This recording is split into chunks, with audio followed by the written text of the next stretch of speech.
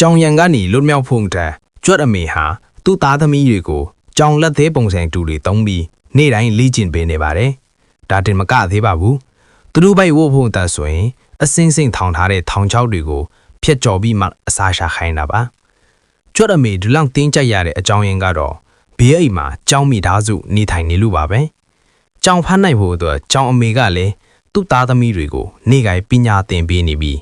တေချာနားမထောင်သူကိုတော့အဆုံးမအနေနဲ့ပါးရိုက်လေးရှိပါတယ်။နောက်တစ်ခုကတော့လက်တွေလေ့ကျင့်ခန်းမှာကြောင်ပေါက်လေးတွေဟာတဲအိတ်နဲ့လှုပ်ထားတဲ့ကြွက်ရိုးတွေကိုခုံအုပ်ဖမ်းယူရပါတယ်။ဒီလိုလုပ်မှသာသူတို့ရဲ့ခုံအားနဲ့ဖြက်လက်မောကိုလေ့ကျင့်နိုင်မှာပါ။လေ့ကျင့်ခန်းပြီးကနီးရင်တော့ကြောင်အမေကတကယ်လက်တွေတိုက်ပွဲအတွက်တော့ပေးကြွက်ရိုးတွေကိုထုတ်ပေးပါတယ်။ဒါပေမဲ့ဒီလိုပြင်းစရာကောင်းတဲ့သင်ခန်းစာတွေကြောင့်အမြဲတမ်းအတန်းပေးခြင်းတဲ့ကလေးတွေလည်းရှိနေတတ်ပါတယ်။တတိမထားမိရဲ့ကြောင်ပေါက်လေးနှက်ကောင်ဟာအမတ်မထင်တဦးနဲ့တဦးတိုက်မိသွားကြပါတယ်။ဘာလို့ရမှန်းမသိပဲမျက်လုံးအပြူသားနဲ့ကြည့်နေတဲ့အချိန်မှာကြွက်အမေထလာပြီးကြွက်ပေါက်လေးကိုဆွဲခေါ်သွားသလိုကြောင်ပေါက်လေးကိုလည်းချက်ချင်းပြန်သွားဖို့မောင်းထုတ်လိုက်ပါတယ်။မထင်ဘက်ပဲဆက်စုချင်းတဲ့ကြောင်ပေါက်လေးကအပေါက်ထဲထိလိုက်ဝင်လာပါတယ်။ဒါကိုတွေ့လိုက်တဲ့ကြွက်အမေကသူ့ကိုအပြင်ကိုချက်ချင်းလွှင့်ပစ်လိုက်ပါတယ်။ပုတ်တိုက်မိလို့တင်မားနာသွားတဲ့ကြောင်ပေါက်လေးဟာကြောင်အမေစီအပြေးအလွှားသွားတိုင်ပါတော့တယ်။မိမိကလေးအနိုင်ကျင့်ခိုင်းဟာလာကိုကြာချင်းကြောင်အမေဟာရှင်းပြချစ်တောင်းဖို့တကားဝအထိချက်ချင်းလိုက်သွားပါတယ်။ဒါပေမဲ့မထင်ဘက်ပဲကြွက်အမေကထွက်လာပြီးဘာမှမပြောပဲကြောင်အမေကိုလက်နှစ်ချောင်းနဲ့ခောက်လိုက်ပါတယ်။အထဲဝင်လို့မရတဲ့ကြောင်အမေဟာနောက်မှပဲအရင်နီးပြန်ယူဖို့ကျုံးဝါလိုက်ပါတော့တယ်။ကြောင်ပေါက်လေးကိုပြန်ခေါ်သွားပြီးမကြခင်မှာပဲကြွက်ပေါက်လေးကပြန်လာရှာပါတယ်။ဒါကိုမြင်တဲ့ကြောင်ပေါက်လေးဟာအပြင်ကိုတိတ်တဆိတ်ထက်ခိုးထွက်လာပြန်ပါတယ်။ကြွက်ပေါက်လေးကဓာတ်ပြားဖွင့်ဆက်တစ်ခုကိုအမှတ်မထင်တွေ့ရှိထားပါတယ်။သူခလုတ်ဖွင့်လိုက်တဲ့အခါ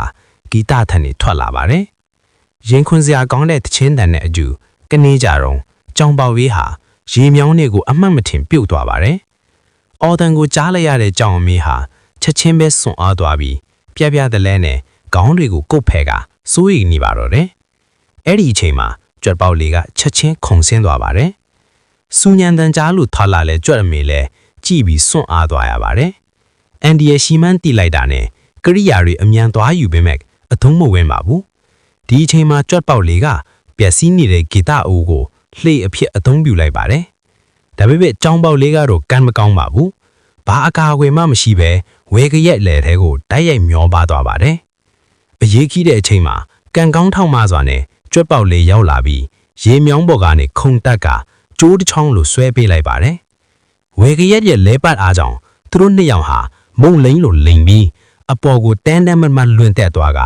တံပြန်အားနဲ့လွတ်မြောက်လာခဲ့ပါတယ်။သူတို့ဘေးခင်းကစိမ့်နဲ့ပြန်ရောက်လာတာကိုမြင်တဲ့အခါကြွက်အမေနဲ့ကြောင်အမေတို့ဟာစိတ်လှုပ်ရှားစွာနဲ့အပြေးအလွှားဖတ်လိုက်ကြပါတယ်။ဒီထီရဲ့ပြီးနောက်သူတို့ဟာအချင်းချင်းတင်းတင်းလျောက်ပါသွားနေထိုင်ကြပါတယ်။ဒါပေမဲ့အဲ့ဒီအချိန်မှာကြောင်အမေကစောစောကအခောက်ခန့်လိုက်ရတာကိုရုတ်တရက်သတိရသွားပါတယ်။ဒါကြောင့်လက်စားချေဖို့အတွက်ချက်ချင်းပြန်ခောက်လိုက်ပါတယ်။နောက်ဆုံးမှာတော့နှစ်ဦးသားတင်းတင်းစွာနေထိုင်ခဲ့တာ2မိနစ်တောင်မပြည့်ခင်ကြောင်နဲ့ကြွက်စစ်ပွဲဟာပြန်လည်ဖြစ်ပွားသွားပါတော့တယ်။